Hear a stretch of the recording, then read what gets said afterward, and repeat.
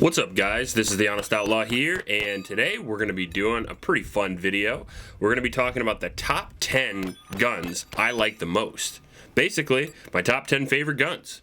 Before we do that, I want to mention my Patreon supporters. Thank you guys very much. Because of you, the channel is still alive, and you guys really helped keep everything going with the channel as far as guns, ammunition. Can't thank you enough. Because of that, we do a monthly giveaway. We also do Patreon exclusive content. There's some SHOT Show stuff on there right now. There's some Hyperion related stuff, and if you want to go check that out, all you got to do is become a supporter. Link is in the description. There's also a link to a local homeless shelter in the description from Ames, Iowa that could really use your support, and in these winter months, they could use it more than ever. So I'd really appreciate it if you went down there, click that link, and donated. Back to the guns. We have a whole mess of guns on the table. I usually do top fives, but I honestly could not narrow it down to 5. So I went with my top 10 favorite pistols. And these pistols, I'm going to give a reason why they're my favorite and give a reason why I use them. A lot of times I need a use, or at least try to fabricate a use in my head to justify owning a particular gun. And I'm going to talk about the uses, the specs, and just the overall reasons why I like each one of these individual guns. And we're not going to go in a big order here, but we will try to save the best for last. So let's go up first with one of my carry guns. We'll go with the Glock 43X. Now this is right out of carry rotation. This has a G-code holster, but I did remove the magazine, and I did also remove the round in the chamber before the video because I don't like ventilating my house. I've done a couple of changes to this gun because this gun has a few shortcomings, and that's why it's kind of coming in at number 10. I like the Glock 43X because it shoots like a much larger gun while being relatively small, lightweight, and very slim. It's very easy to carry, but I can shoot this gun very fast under stress, and I can shoot it pretty accurately too. Now I do have a trigger upgrade in here. I do have a connector in here from like Ghost Products or something, and I also have a set of a Mariglow Spartan sights, which I really love, and I also have the Talon rubber grips on there. Other than that, completely stock, but the gun itself shoots very well because it's got a larger grip, and I got I mentioned every video, but I got the big old bear claws, and it just doesn't fit on smaller guns. So this is kind of the right size for a carry gun for me. Not only is that, but it's relatively affordable, right around $400. It's got a 3-inch barrel, but it also has a 10-round magazine capacity. 15-round magazines are available. It's also very reliable. It's also very accurate, and I can draw it and fire quickly under stress, which I really like. Normally in a concealed carry situation, at least statistically, it's going to be fairly close, and one of the biggest problems is just going to be getting the gun into the fight. So both of those, the larger grip gives an advantage to that, which is why I like it, and which is why I still continue to carry it. So I love this gun. Let's move over to another carry gun at number 9. We're going to talk about the Sig 365. Now, I like the Sig P365. I like the XL as well, but I don't own it. And I've been trying to figure out what is all the fuss is about with the 365. And I got to say, I really do like it much more than I did with my original review. I've been carrying this now for about 3 months. You can see it's got freaking Kydex stuff all over it from this holster, which the reason why it has that is because I recently Dremeled it so I could draw better. So bear with the alien jizz on it. But the 365 is a very small, very light gun for a 9mm caliber, and not only that, but it shoots relatively well, and it comes with a ton of really good features right out of the box, including those high-definition sights, and it comes with a pretty good trigger as well. Easy to shoot at distance. For me, I can hit with this gun at about 100 yards, which is pretty impressive for the size and weight that it actually is, and it holds a very good capacity as well, holding the exact same as the Glock 43X, but maintaining a much lower profile. So when I'm wearing shorts or something like that, this is a gun I really like to go to. It has had some reliability problems in the past, although this is a new model with all the changes, and I haven't seen any real issues with this as far as springs and striker drag and things like that go. And I'm at about 2,000 rounds now, and I do have about 150 rounds of my defensive ammunition through this gun with 0 failures. So it kind of won my respect, so I started carrying it a little bit, and I ended up really liking it because it is a little bit more comfortable than the Glock 43X, but make no no mistake, I can shoot the 43X a little bit better, but I can shoot this more than well enough, as you can see in the footage. I like this gun a lot because it's lightweight, it's small, it's reliable, and it's accurate, and it's relatively affordable as well at right around $500 or $600. Moving up to my suppressor gun.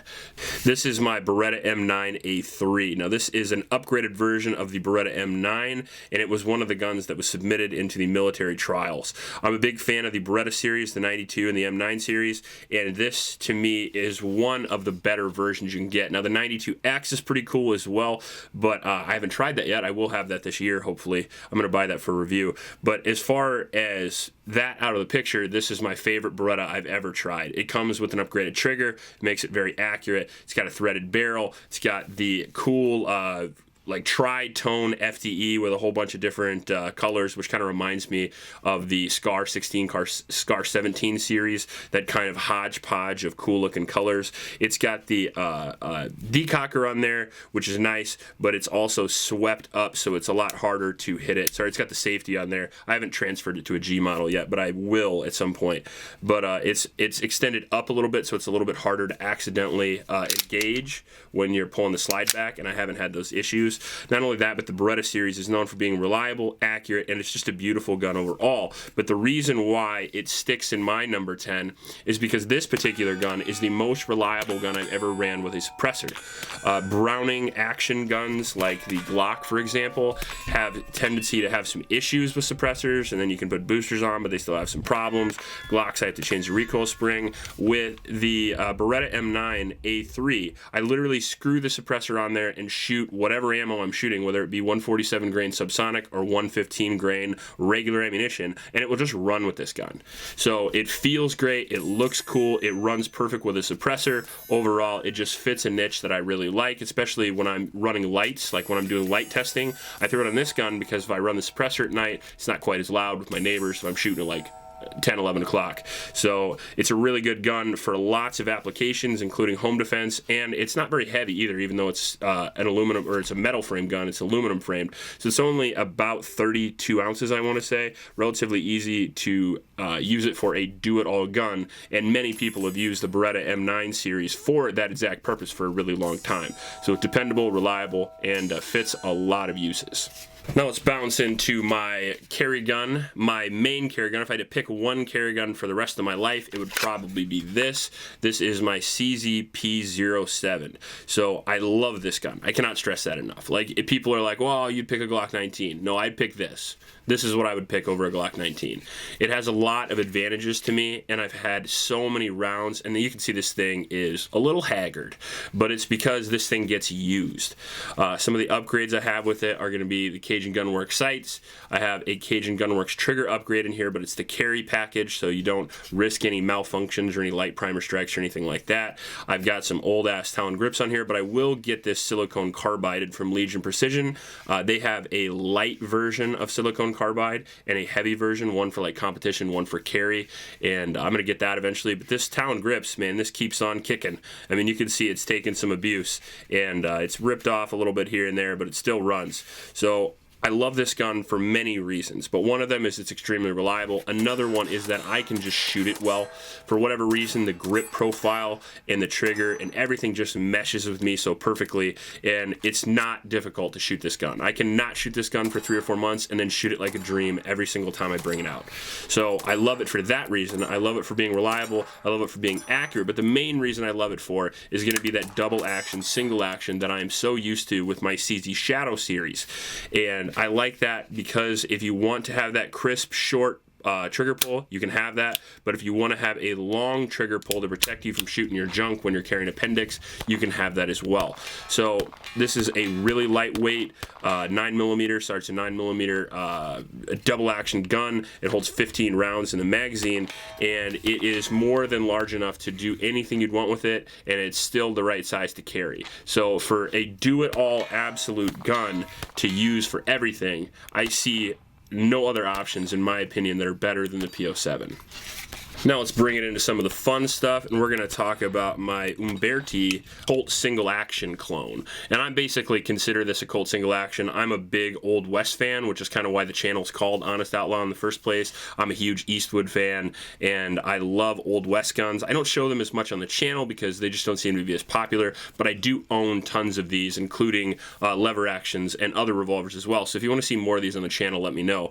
But this is a gun that I exclusively shoot for fun. I don't think I've ever had it on the channel, but I shoot this frequently. This is a 357 38 special, so you can run both in it, and it is single action only, so there's no double action when it comes to this. You have to cock the hammer to get it to run. Also with these guns, unlike modern guns, you don't want to be dry firing them too much because you can ruin the mechanism, and you also don't want to be spinning the cylinder a whole lot like the cool movie stuff, because you can mess up the timing and lots of other things, and you can have problems with them. I don't know if that's because they are cheaper clones, because you can get a Colt single action, which I've never owned, by the way, but I will at some point, for right around $1,800. You can pick up one of these for around $600.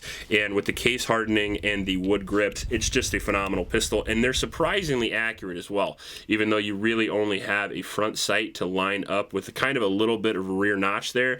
You can still make hits out to 50 yards with this guy, and even though this is hundreds of years old and it's only single action, you can still fire it relatively quickly, and if you're firing a 357 Magnum caliber, this is still a more than viable self-defense weapon. Would I carry this? No. But could it be effective in the right situation? Absolutely. People even hunt with these, and some people cock the hammer with one hand and shoot it with one hand. You can do that. I personally like to do a revolver grip like this, and when I fire, I fan the hammer with my support hand. So it's a little bit faster to shoot than a traditional single action.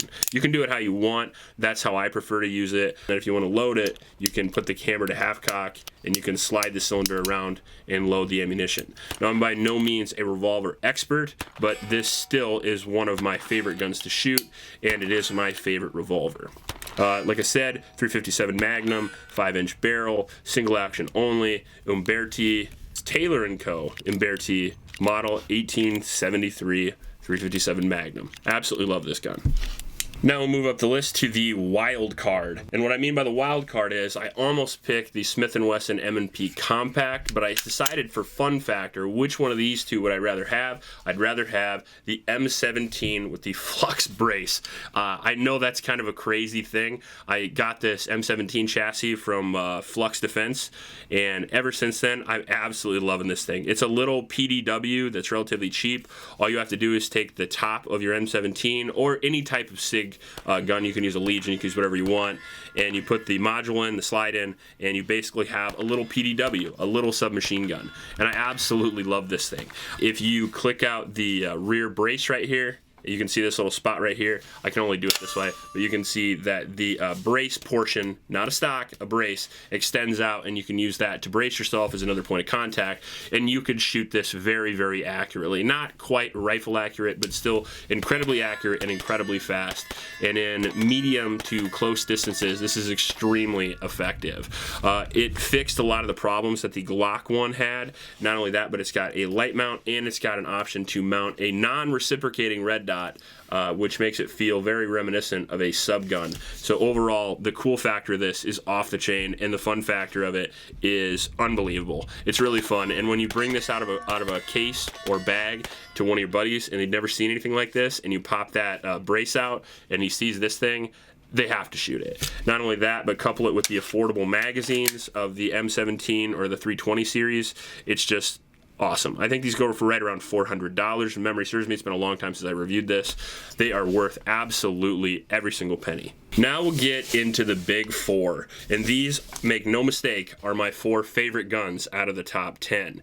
And I'll try to maybe put them in a little bit of an order, but overall, just imagine that for their own purposes, all these guns are tied.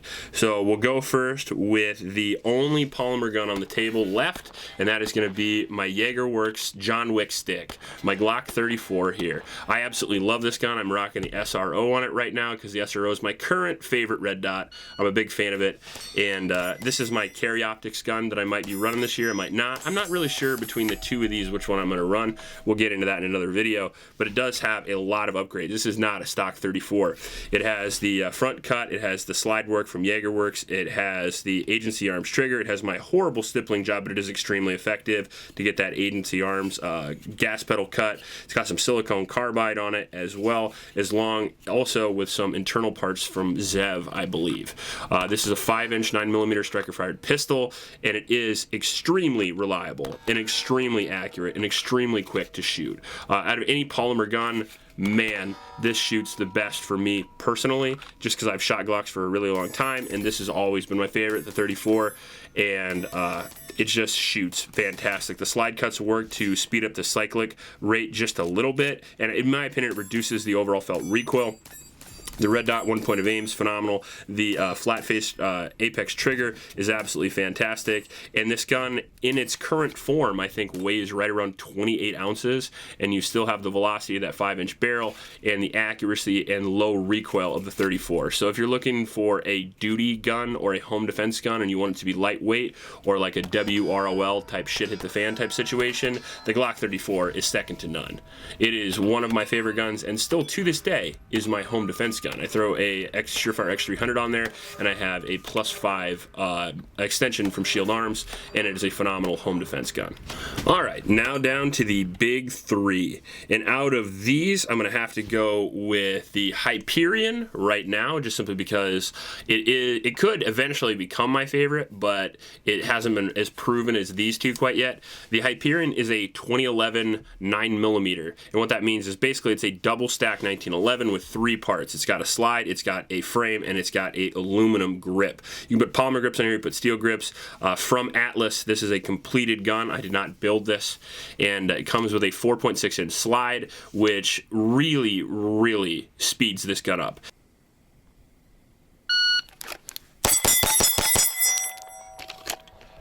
.207.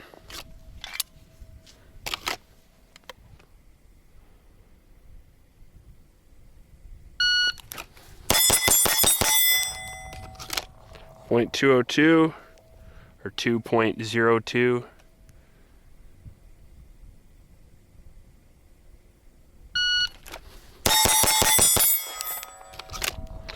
.02 again. I didn't believe the hype till I purchased it, but it is faster than a 5-inch gun, and it is much easier to handle as well. For a 5-inch gun, the 9mm cartridge is just not ideal. Like if you're going for 40-45, 5-inch is perfect, but for 9mm 2011s, this is a little bit faster. Not only that, but it is a lighter slide as well, and it is an incredibly aggressive Chile grip, along with a large mag well here as well for quick reloading. It also has a Dawson Precision extended magazine release, and it has an unbelievable 1.5-ish pound trigger. It might even be under 1 pound. I haven't measured it, but it is absolutely phenomenal, and it is the best trigger that I've ever felt on any gun ever. It comes right around 36 ounces, and it is extremely fast. I cannot stress that enough. If you're paying for a gun like this gun is $4,000, by the way. You get a lot of diminishing returns over something like a $2,000 gun, which we're going to talk about, but make no mistake, there are some serious advantages to a gun this expensive, especially if you shoot as much as somebody like me. It also has the tri-top slide, which I'm a huge fan of on 2011s and 1911s, and it has this cut right here, which works well for whatever you want to do with it, but personally, I press check like this, and these fins work really well for press checking, especially loading off a table, slamming the round in really quick and going. So far this gun has been unbelievably reliable. I already have about 2,000 rounds through this. I've shot this a ton since I purchased it, and I still haven't done a video on it, so sorry about that. I've got some videos on the Patreon page, but I haven't done one for the actual YouTube channel. Atlas Gunworks customer service is excellent. Their build quality is excellent. Their gun's extremely reliable and extremely accurate. This gun will shoot under 2 inches at 50 yards if you have it on a vise, or if like Jerry Michelik's shooting it. Me, I'm lucky to hit 10-inch plate, not a big deal, or 6-inch plate, sorry. But this gun is the most performance you could possibly get from an iron sight gun. No question. You're also going to have to pay for it though, which is why it's right around number 3 instead of number 1. Number 2, the CZ Shadow 2. I absolutely love this gun. All of you guys know, follow the channel. This has been my boy for a long time. I used to compete with a original Shadow when I got the Shadow 2. I've hurt my leg. I haven't got back to it yet, but this still probably will be the main contender, or at least one of them. I plan on shooting a few different divisions, but this is currently set up for optics, carry optics, sorry, and it probably be running SRO, but I do have the RMR Type 2 on it right now because that's what was on it. It's got primary machine slide milling, and this is a double action 5-inch steel frame gun that weighs a whopping 46 ounces, I think, and it's double single action, so when you start from the holster, you can run it production vision, or you can run it in carry optics, which is pretty cool. So you have that long trigger pull to begin with, if you choose, or you can run it cocked and locked, and it has, again, an unbelievable 2-ish pound trigger, and this gun is, again, extremely fast and extremely accurate with really, really low recoil. Out of all the guns on the table, this has the lowest recoil.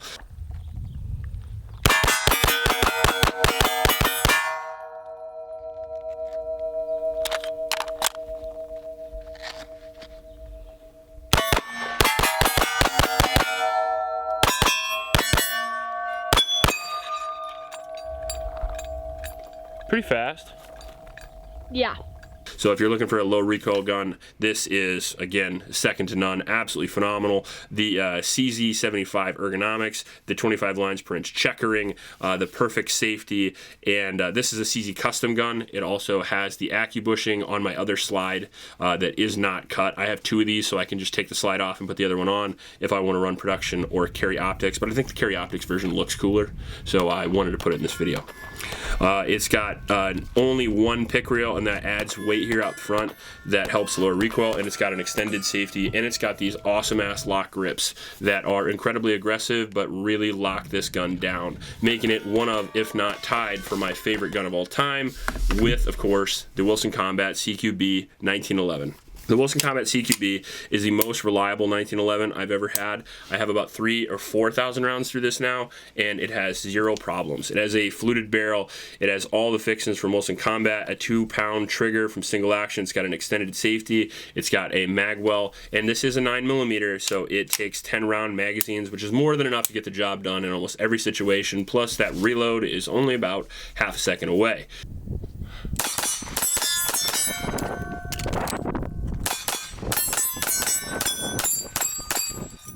It's got fiber optic combat style sights, which I absolutely love, with that little tactical notch if you're going to run it. I do plan on running this into a class. If I ever do a James Yeager class, I'm going to take this gun. I probably won't, but I'd like to see his face if I did. And 25 lines per inch checkering, and on the mainspring as well, plus with an extended beaver tail safety, so you don't have to worry about not hitting that. The safety and all the controls are absolutely fantastic, along with having the absolute classic look, feel, and function of a 1911.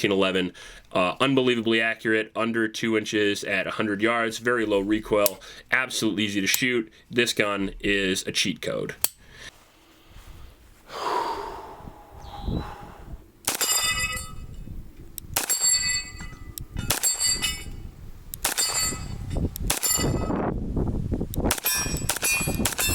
So the price on this guy is not going to be cheap either. It's going to be right around $3,000, but it does have that recessed crown, and it does have all of the awesome features that you're going to get from a handcrafted 1911.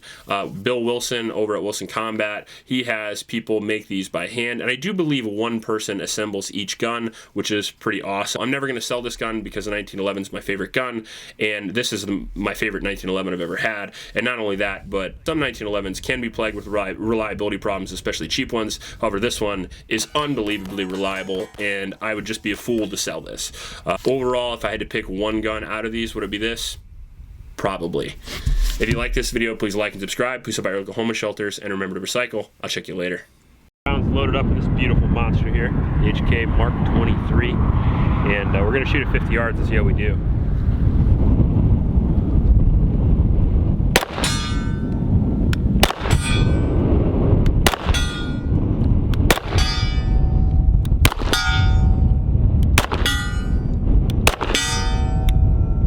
I shoot a 45, honey? Why? Because they don't make a 46.